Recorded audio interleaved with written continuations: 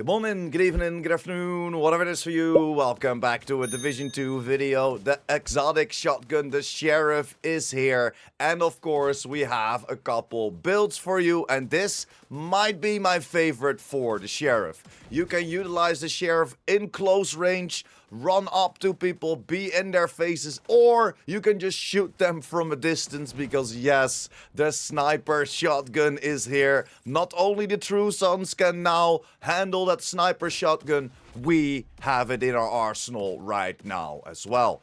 And that's what I wanted to lean into a little bit in this build that you can use on any range. So no, we're not diving into Hunter's Fury. No, we're not going into Striker. No, we do not utilize Glass Cannon or even Headhunter. It is a completely different setup and a lot of fun. You can hit people for close to 1.2 million from any distance on a headshot. This build will shred through things and it is a bunch of fun playing around with this shotgun. And this is the first build and my favorite build that I want to showcase to all of y'all. So enough gameplay, enough intro. I will show you some snippets throughout the build video. But without further ado, let's dive into our specialization. And that is the gunner specialization. We are utilizing the minigun for that third reload that will be 50% faster. That comes in clutch with the shotgun. And of course, the 10% armor on kill to give us some survivability. Although we're one-tapping people from so far away, there is already a bunch of survivability in the game as they will not reach you. Then jumping over to the weapons, or better said, the weapon. And that's of course the Sheriff. It's about to get real is the inscription on the exotic shotgun, the Sheriff.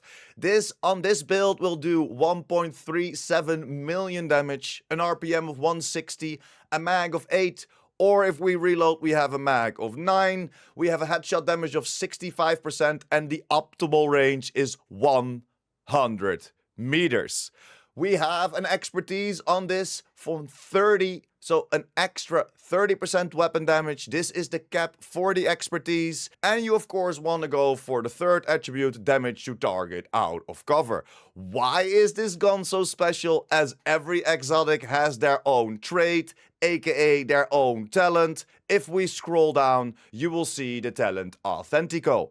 35% weapon damage, plus 100% accuracy, no damage drop-offs, and these bonuses are built into the weapon's base stats. If we look up a little bit, you'll see the damage drop-off, a straight line all the way up to 100 meters. So yes, we can create our own sniper shotgun. This is a ton of fun to play with. Like I already showed you and talked about in the intro with the gameplay, you can be in their faces, wrecking everyone, or you can shoot them from a distance, whatever your playstyle is, and that is so incredibly great from this shotgun. It's still crazy to say that we can just utilize this as a rifle. The only problem with the weapon at the moment is that there is a bug.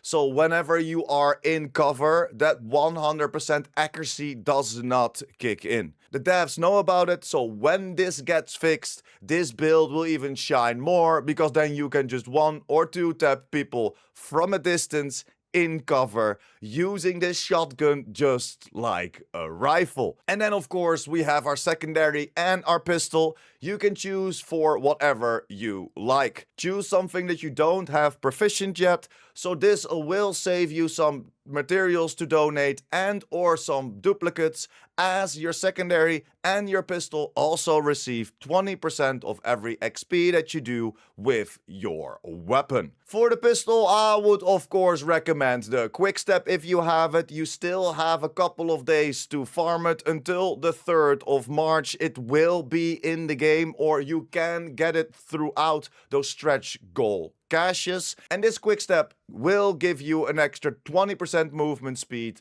with the talent sports mode.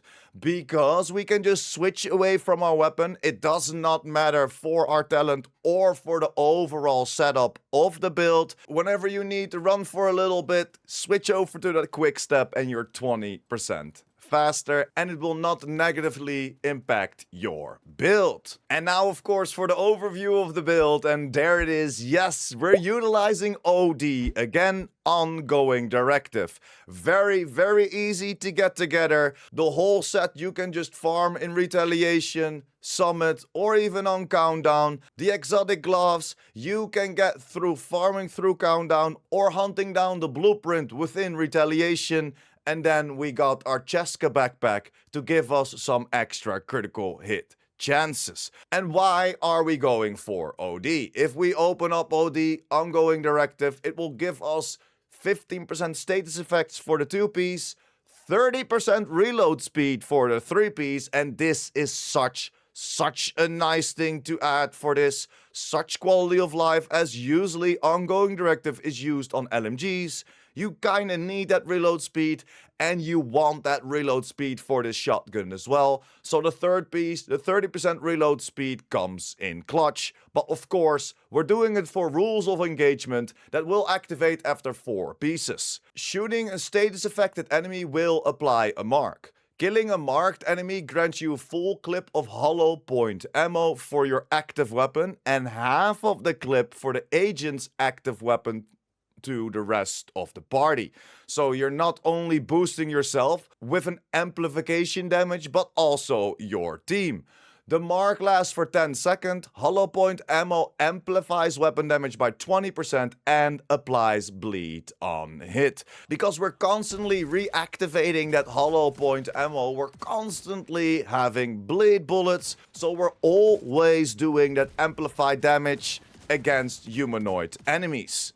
That's why we're going for ongoing directive, and that's why we can just utilize this on any distance, and it's almost always active. If we go over the attributes, of course, you're gonna go for crit damage and or crit chance, build toward a certain stat. We'll go over it later, but you can hit that perfect 60 critical hit chance. You're gonna do that for every single piece of ongoing directive. For the holster, you're gonna go into crit chance and or crit damage. For the knee pads, you're gonna go for crit chance and or crit damage.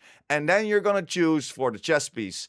And why the chest piece? Because this will give us the Parabellum rounds. Increase hollow point ammo weapon damage amplification to 50%. This bonus does not apply to party members. So whenever I take someone out, I get a full clip of hollow point ammo. Half of that clip will go to my party members. The hollow point ammo for the party members will still be 20% amplification, but for us it will be a 50% amp damage. And that is something that you can't find anywhere in the game, except if you're gonna take some extra damage upon yourself as well throughout Glass Cannon. This is one of the strongest chest pieces in the game, and this is something that also makes this build feel so powerful and so fun to play around with. We were testing a couple builds on stream and we're just having so much fun. Just a big smile on the face because we are that sniper shotgun now. Look at me. I'm the captain now, we said to the freaking true sons. No, all jokes aside, that's why you want to go for your chest piece for ongoing directive, gaining that extra 30% amp damage. For the gloves, you're gonna go for the overdogs. This is again already towards crit chance and crit damages, but it's of course all about the talent, and that's weakest link. Amplifies weapon damage by 30% to the lowest ranking enemies currently in combat as per tier hierarchy. So this is split up on tiers. You don't really have to think about it. You can play a little bit more tactical and start on the lowest ranking enemy in combat at the moment, but overall you don't really have to worry about it. When this kicks in, and it's not always there, but when this kicks in, it's just unbeatable. This is also the gloves that I talked about earlier that you can craft throughout the blueprint. The blueprint is behind the retaliation mode. Take out the hyenas and they can drop it for you. Definitely something to look into, as these are so incredible on a DPS build. Then for our last one, we have the Cheska backpack. Cheska will give us 8% crit chance. Again, everything towards crit chances and crit damages. And we went for the talent Wicked. Applying a status effect increases total weapon damage by 18% for 20 seconds. So again, it's kinda quality of life, as we can also go for Vigilance. But whenever we get hit, Vigilance gets deactivated, and we wanted to keep the free damage from OD still in the build. That's why we chose to go for Wicked, as Wicked will always be active. Yes, it's 7% lower on the weapon damage, but this is always there. You don't have to worry if you get hit. You don't have to worry if you're in a full fight to still take people out. Wicked will always have your back. And that's pretty much the whole overview of the build. 4 pieces ongoing directive. You're gonna go for the exotic gloves and then the Cheska backpack with Wicked. For the skills, you can utilize whatever you want. I like to foam people down. They're stuck. I'm gonna take them out. I took someone out with the status effect. My OD will kick in, bleed bullets for days. But because we are running around with the gunner specialization, you can, for example, also go into the banshee pulse or in any skill that will apply a status effect. As long as the enemy is under a status effect and you take him out, you will guarantee yourself those bleed bullets. And then next to that, of course, I chose to go for Revive Hive to give us some extra life. If I get taken out, I at least have a little chance to still finish that mission or that open world objective, as I will be revived. Then over to the stats. As I mentioned, we can get to 60%. We on this build have a 54% right now and a 105% critical hit damage. You can go to a perfect 60. What might be the better choice to go? I'm not gonna lie. I think that we tested it out yesterday on PC and we went for 60. So I might change it for this build as well. But for now, for all of the gameplay that you saw, it is 54% crit chance, 105% crit damage. And that's pretty much it. This is the exotic shotgun, the Sheriff. I thought after testing it on the PTS, it wouldn't be my favorite or it wouldn't really be utilized that much, but I'm having a lot of fun, especially with this combination. The damage is instantly there. We don't have to stack. It's kind of wild and I'm here for it. Let me know in the comments down below what you set up. Are you going into Hunter's Fury still because you have that shotgun and you still want to be close? You still feel like that shotgun needs to be in that 15-meter range?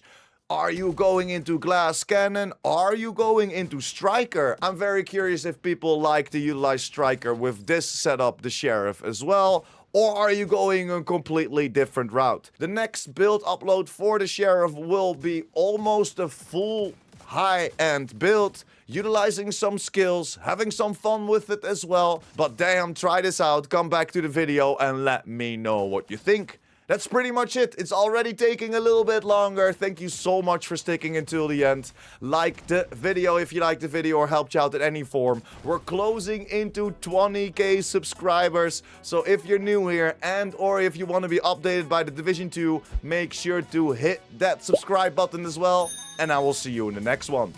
Pure Prime out.